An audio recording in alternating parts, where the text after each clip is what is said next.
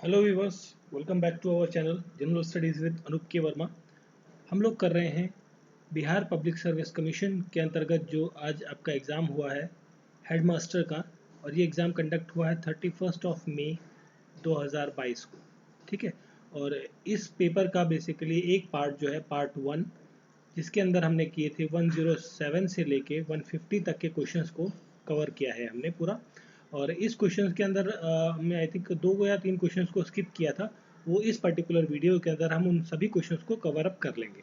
और इस पार्ट में हम जो करेंगे, this is part 2 of this examination. और इस पार्ट 2 के अंदर हम 1 to 35 क्वेश्चंस को करेंगे, जो आपके करंट बेसिकली जीएस के क्वेश्चंस हैं।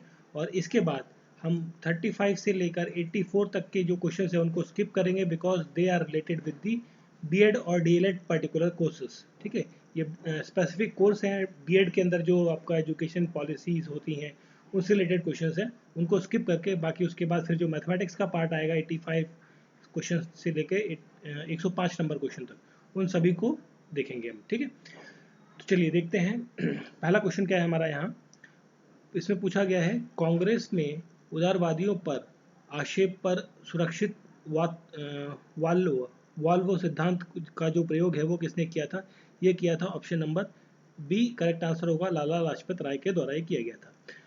पांचवा प्रश्न है, क्रिप्स प्रस्ताव, जो क्रिप्स मिशन का प्रस्ताव आया था उसके अंदर कहा गया था कि एक मतलब जो क्रिप्स मिशन आया था उसके अंदर उस प्रस्ताव को लेकर ये स्टेटमेंट दी गई थी कि एक टूटते हुए बैंक पर बाद की तिथि का चेक जो है, इस स्टेटमेंट को बेसिकली यहाँ पर किसने कहा गया था ये पूछा है सिंपली। तो यहाँ पर जो करेक्ट आंसर रहेगा ऑप्शन नंबर ए रहेगा, महात्मा गांधी ने ये चीज़ कही थी।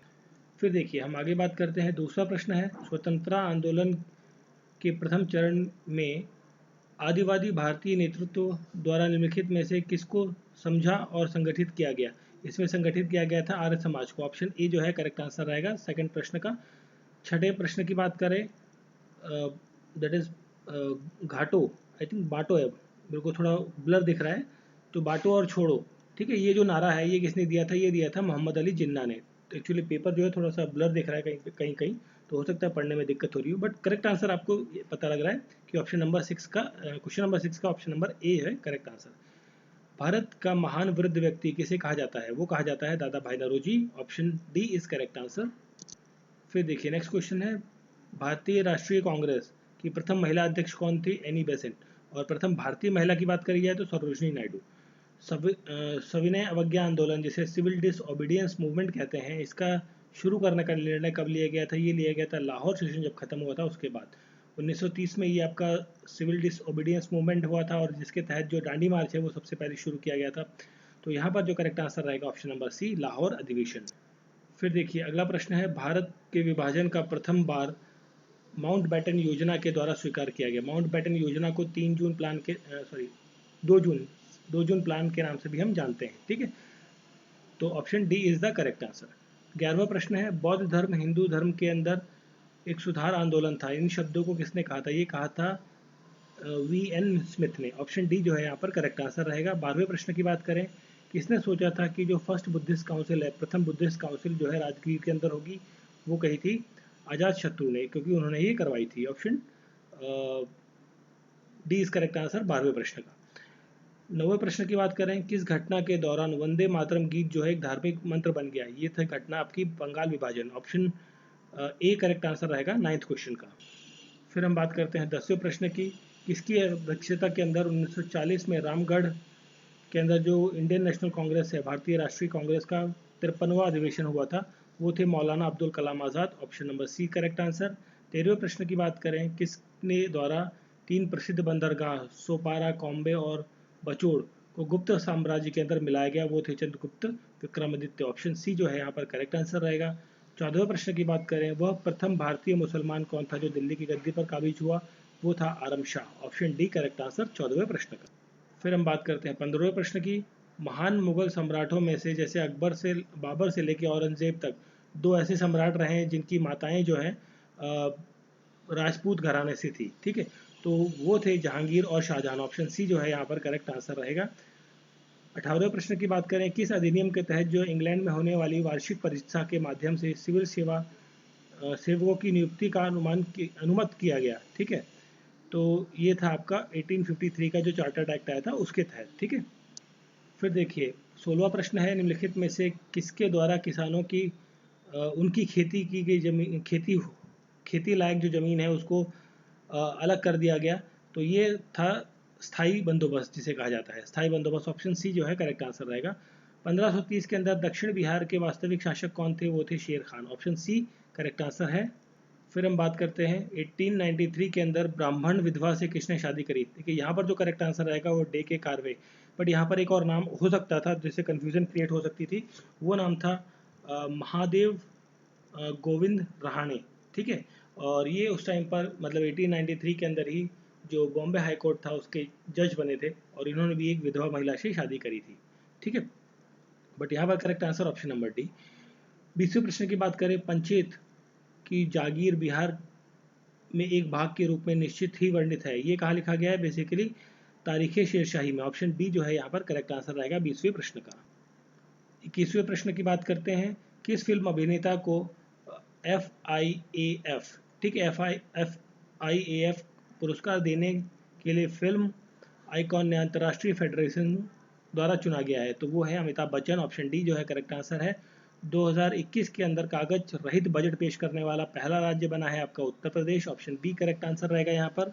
फिर हम बात करते हैं, विश्व स्वास्थ्य संगठन के द्वारा E2025 की पहल किस पर केंद्रित है? ये है मलेरिया उन्मूलन पर। ऑप्शन बी करेक्ट आंसर है यहाँ पर। नेक्स्ट है, कोविड का पता लगाने के लिए कृत्रिम होशियारी पर आधारित एक्सरे तकनीक को किस संस्थान ने विकसित किया है? ये किया है IIT जोधपुर ने। 25वें प्रश्न का उत्तर है option number A, IIT Jodhpur. फिर हम बात करते हैं 23वें प्रश्न की, दिल्ली स्पोर्ट्स यूनिवर्सिटी के प्रथम कुलपति किसे नियुक्त किया गया है? ये किया गया है करमन महेश्वरी को। ऑप्शन सी जो है यहाँ पर करेक्ट आंसर रहेगा। और 25वें प्रश्न की बात करते हैं, IIT जोधपुर।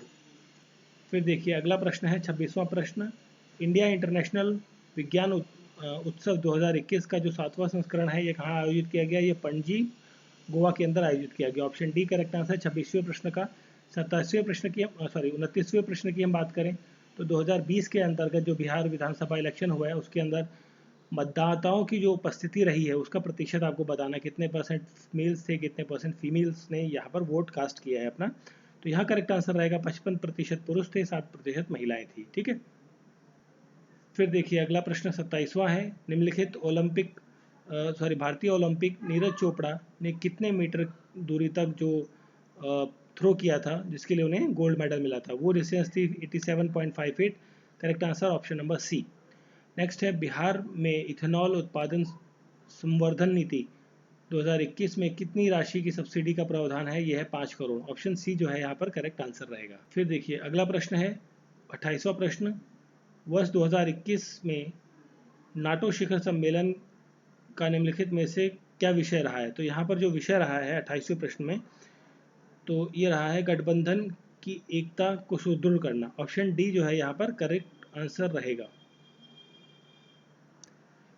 फिर हम बात करते हैं आगे 31वां प्रश्न, बिहार में दिसंबर 2020 के में उद्घाटन हुए नए कोइलवर पुल की ऊंचाई मतलब लंबाई कितनी है? ये पूछा गया। देखिए एक्चुअली इसकी जो लंबाई है वो 1440 मीटर की है, बट यहाँ पर कोई 1440 तो है नहीं।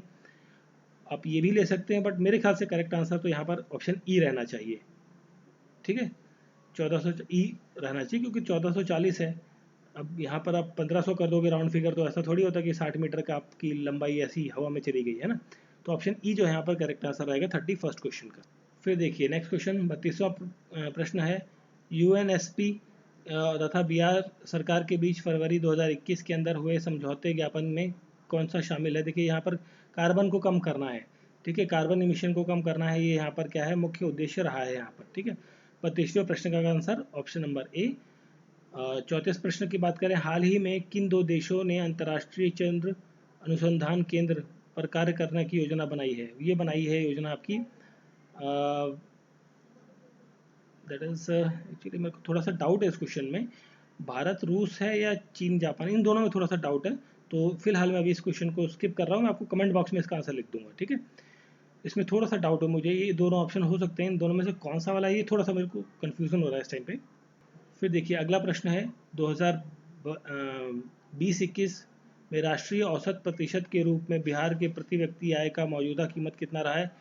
तो यहाँ पर भी देखिए एक्चुअली जहाँ तक मेरे को पता है ये आपका 59% के आसपास रहा है, बट थोड़ा सा डाउटफुल है। अगर जो किसी को एग्जैक्टली पता है, मेरे को संदेह है, बट मेरे ख्याल से 59% होना चाहिए, बट किसी को लगता है कि कुछ और होगा, बट फैक्ट के साथ आप ज़रूर कमेंट बॉक्स में लिख दीजिए इस क्वेश्चन का आंसर।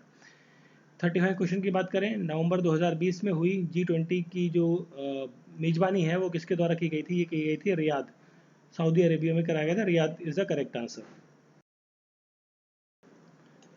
फिर देखिए ये एक प्रश्न दिया हुआ है 84 नंबर का, 84 नंबर क्वेश्चन। तो यहाँ पर पूछा गया है कि भारतीय संविधान में कौन सा वो अनुच्छेद है जिसके तहत जो है किसी भी व्यक्ति को कानून के तहत समानता और इक्वलिटी बिफोर लॉ वाला जो कॉन्सेप्ट है वो दिया गया है। तो ये है आपका आर्टिकल नंबर 14। ठीक है, ऑप्शन बी जो है यहाँ पर करेक्ट आंसर रहेगा 84 नंबर क्वेश्चन का। ठीक है, बाकी जो क्वेश्चन है आपके ये आपके उसके क्वेश्चन दिए हुए हैं। फिर हम बात करते हैं यहाँ पर मैथमेटिक्स के क्वेश्चन की। यहाँ पर हम डायरेक्टली बात करेंगे आंसर्स की। ठीक है, तो देखिए जो 86 नंबर का क्वेश्चन है यहाँ पर, तो इसका जो करेक्ट आंसर आएगा, इसका आंसर होगा आपका 6। ठीक है, ऑप्शन बी करेक्ट आंसर होगा 86 क्वेश्चन का। 89 की हम बात करें तो 89 क्वेश्चन नंबर जो है इसका करेक्ट आंसर होगा एच, ऑप्शन बी यहाँ पर भी रहेगा।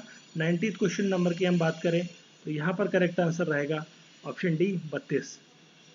फिर देखिए 87 प्रश्न है, इसका जो करेक्ट आंसर रहेगा वो रहेगा आपका ऑप्शन नंबर बी 13 एंड 17। ठीक है, फिर हम बात करें 91 की, तो यहाँ पर जो करेक्ट आंसर बनेगा वो बनेगा आपका JNS, option B is correct answer रहेगा यहाँ पर 91 नंबर क्वेश्चन पे। फिर देखिए हम बात करते हैं 88 नंबर क्वेश्चन की, तो यहाँ पर जो करेक्ट आंसर आएगा जब इसको आप सॉल्व करेंगे तो करेक्ट आंसर मिलेगा 16।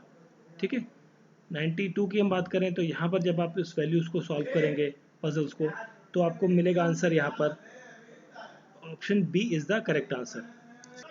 फिर देखिए 93 क्वेश्चन है, 93 क्वेश्चन का करेक्ट आंसर रहेगा आपका ऑप्शन नंबर सी 25 और 21। 97 क्वेश्चन की हम बात करें तो यहाँ पर जो करेक्ट आंसर होगा दैट विल बी दी 3124। ठीक है, ऑप्शन सी जो है करेक्ट आंसर रहेगा 97 का। 94 की हम बात करें तो 94 का करेक्ट आंसर रहेगा 2, जब इसको सॉल्व करेंगे तो 2 आएगा आपका। फिर देखिए अगला 98 प्रश्न, तो यहाँ पर जब दो इक्वेशंस को सॉल्व करेंगे तो करेक्ट आंसर आएगा आपका 2 और 1, ऑप्शन डी करेक्ट आंसर रहेगा। 95 की हम बात करें तो 95 का करेक्ट आंसर रहेगा ऑप्शन नंबर डी। फिर देखिए 96 की हम बात करें तो 96 में जो करेक्ट आंसर होगा वो रहेगा ऑप्शन नंबर सी 3:16 4/11 का। ठीक है, 99 क्वेश्चन में जब इसको आप सॉल्व करेंगे ये सेम वैल्यूज़ कट जाएंगी, तो आपका करेक्ट आंसर आपका यहाँ पर आएगा 99 में 2। ठीक है, ऑप्शन बी जो है यहाँ पर करेक्ट आंसर आएगा 99 प्रश्न का। फिर देखिए 100 क्वेश्चन नंबर, यहाँ पर जब सॉल्व करने पर जब हमारा आंसर आएगा वो आएगा ऑप्शन ए। ठीक है, ऑप्शन ए जो आएगा यहाँ करेक्ट आंसर आएगा। 103 प्रश्न की हम बात करें तो यहाँ पर जो करेक्ट आंसर होगा वो होगा डी 45। फिर देखिए 101 का जो प्रश्न है यहाँ पर जो करेक्ट आंसर आएगा सॉल्व करने के बाद वो मिलेगा ऑप्शन नंबर ए। 104 की हम बात करें तो 104 का जो करेक्ट आंसर होगा यहाँ पर देखिए एक्चुअली 95 सॉरी 0.98 आना चाहिए, बट शायद कुछ और भी हो सकता है। मेरे से एक्चुअली ये दो वैल्यूज़ में थोड़ा सा चेंजिंग आ रहे थे, बट मेरे को लगता है कि 9.98 होना चाहिए। बट किसी ने अगर जो करेक्टली सॉल्व किया है उसका सही आंसर आया है तो ज़रूर कमेंट बॉक्स में लिखें। फिर देखिए 102 नंबर प्रश्न, ये आपका BPSC जो 67th आपका एग्जाम हुआ कैंसिल वाला, उसमें सेम क्वेश्चन आया था। तो यहाँ पर जब सॉल्व करेंगे तो करेक्ट आंसर आपका ऑप्शन नंबर बी आएगा 17।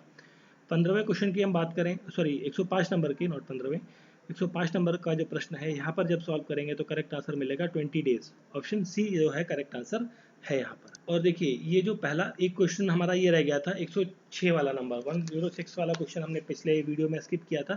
तो यहाँ पर जो गलत पूछा गया है, कौन सी चीज़ गलत है, वो है मिश्रण करना धातु के गुणों को सुधारने में मदद करता है। देखिए ये स्टेटमेंट आपकी गलत है। ठीक है, तो क्वेश्चन का करेक्ट आंसर हो गया 106 का ऑप्शन नंबर ए। ठीक है, और एक साथ में हमने मिस किया था 113 नंबर का प्रश्न। ठीक है, तो जस्ट 113 नंबर का प्रश्न। तो यहाँ पर पूछा गया है कि मेरुदंडीय प्रणाली अंग में केवल ऑक्सीजन युक्त रक्त प्रवाहित होता है, तो वो जो है आपका रहेगा ऑप्शन यहाँ पर गिल।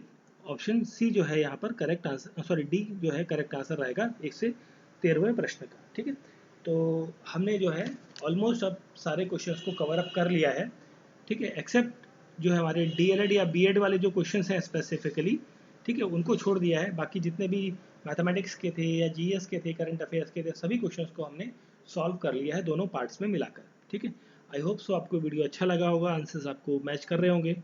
ठीक है, तो चैनल को लाइक, सब्सक्राइब और बेल आइकन जरूर प्रेस करें। सब्सक्राइब जरूर करें, आप लोग सब्सक्राइब नहीं करते हैं, थोड़ा अच्छा नहीं लगता है, तो सब्सक्राइब जरूर करें चैनल को। Thank you for watching.